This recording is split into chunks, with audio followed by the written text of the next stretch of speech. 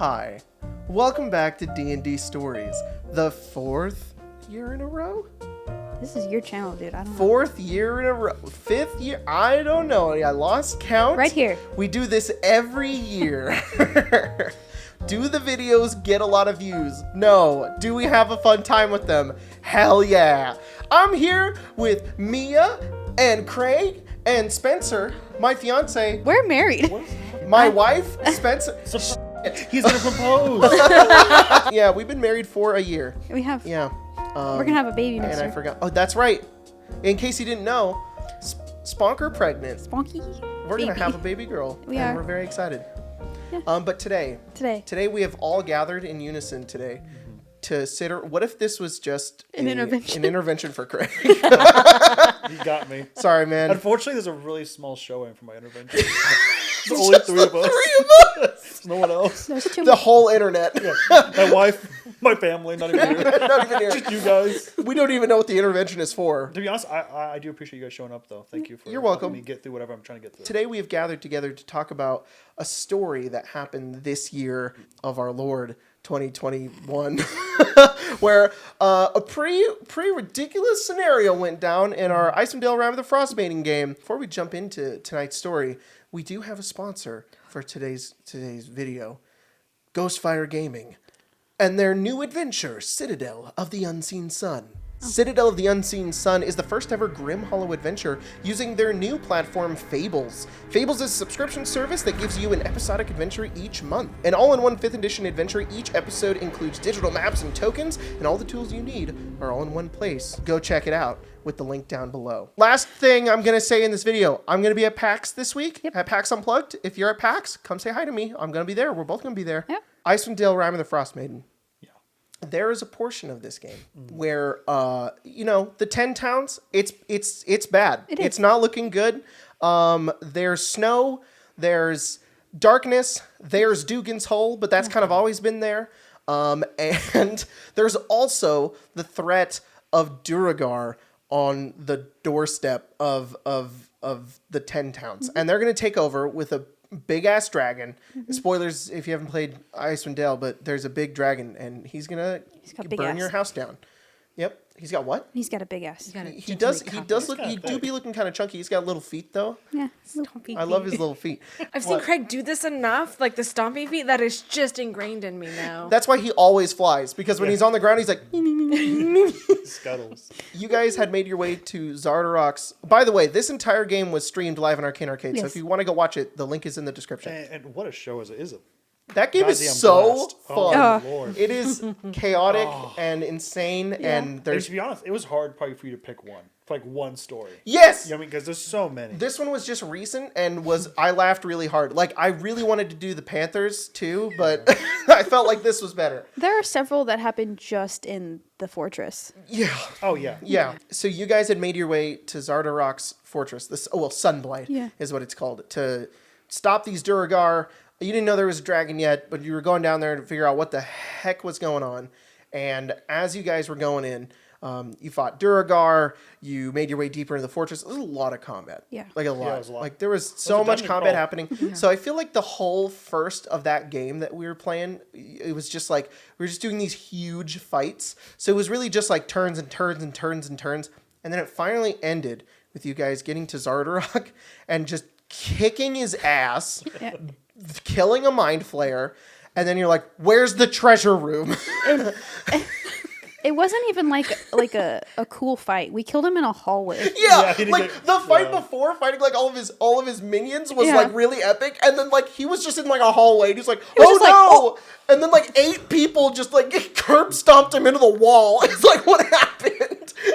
Some of us were only at like 12 HP. Yeah. And we didn't have a choice. No. What level? You guys level 3, 4? 4, I think. I think before second attack, so at least Yeah. 4. And it's been one day and you've had like 8 short rests, so you're like just out of everything. Yeah.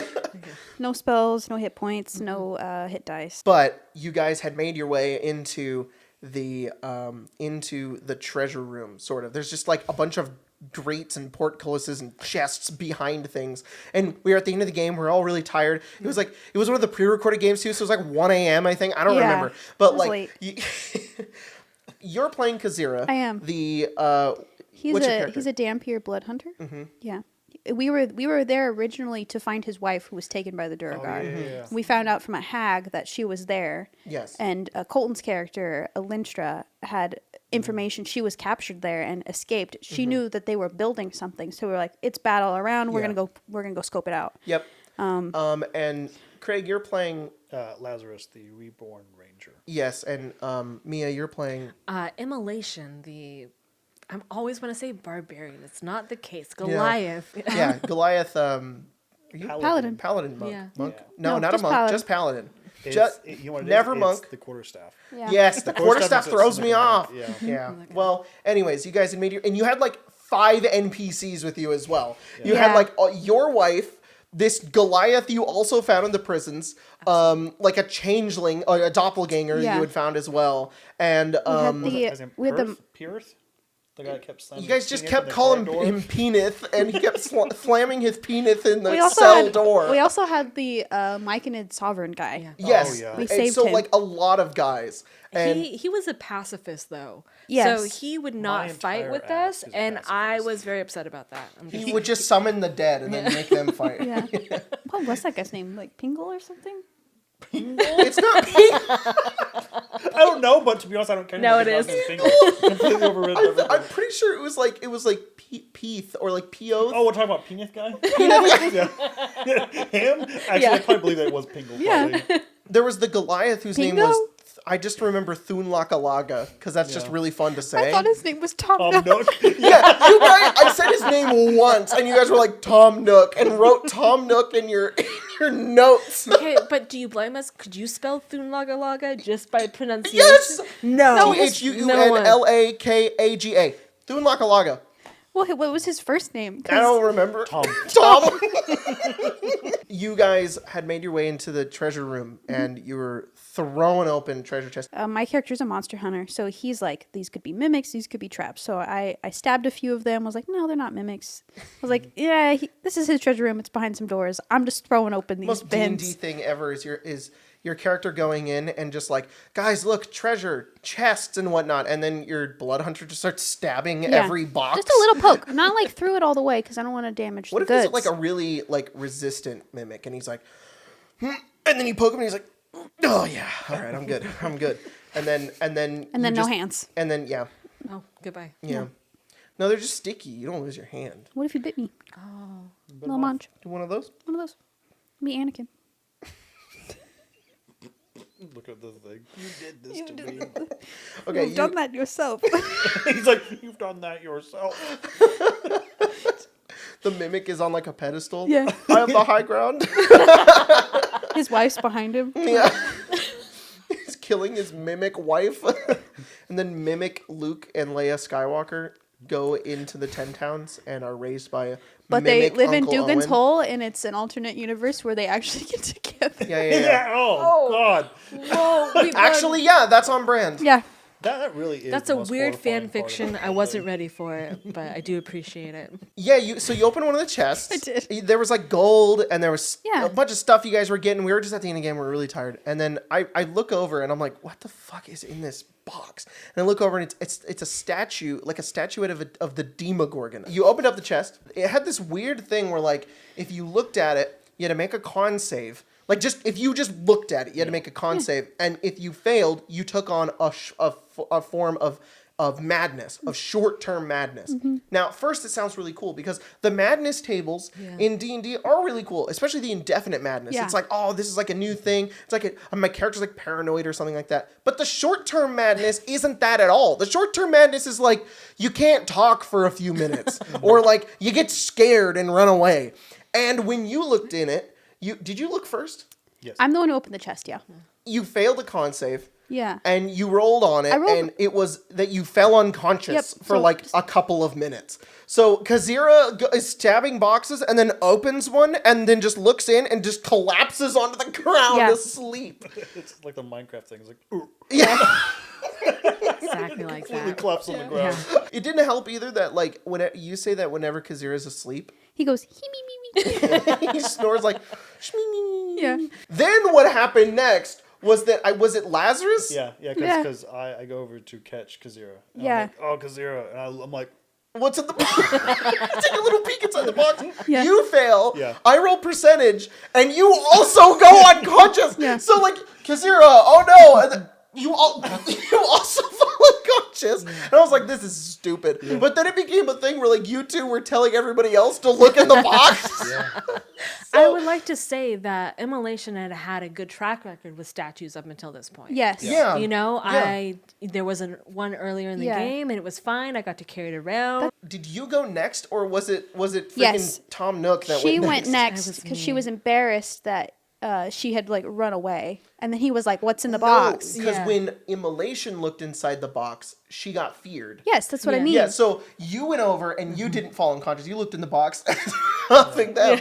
And all while Colton is just like, guys, Yes. Yeah. stop. Yeah. We're like, Colton I'm is- at 1 HP. The linchpin that saves our entire party sometimes. I Yeah. think Colton's a mixture of like, I'm low and want a long rest, and also I'm Colton and I'm tired, so I Yeah. just want to get Yeah. through this because this was a long game, and we're just fucking falling asleep in front of a box. Yeah. And you go over, you get feared though. Yeah, like I'm hiding my face against the wall, trying to like talk to Linstra, being like, "Okay, you have to bring the bodies to me, Yeah. so they don't die, because I'm not going back in there." Because you don't know what's happening. No. You're like dying in front of this box.